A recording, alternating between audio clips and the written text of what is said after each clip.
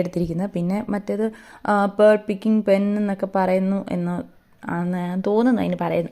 Anyway എന്താണല്ലോ എനിക്ക് കറക്റ്റൊന്നും അറിയത്തൊന്നുമില്ല.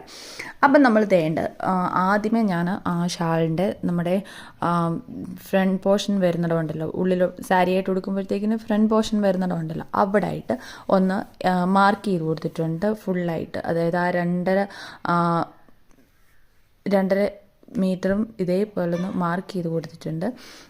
അതായത് എനിക്ക് തോന്നുന്നു ഞാനൊരു 4 ഇഞ്ചായിരുന്നു, അത് 8 ഇഞ്ചോ അങ്ങനെ എന്തോ ആയിരുന്നു വിഡ്ത്തായിട്ട് ഇതുപോലെ ഒന്ന് മാർക്ക് ചെയ്തിട്ട് സ്ട്രെയിറ്റ് ആയിട്ട് 2.5 മീറ്ററും ഒന്ന് മാർക്ക് ചെയ്ത് കൊടുത്തിട്ടുണ്ട്. അതിന് ശേഷമാണ് ഞാൻ ഈ പേൾസ് ഒട്ടിച്ച് കൊടുക്കുന്നത്.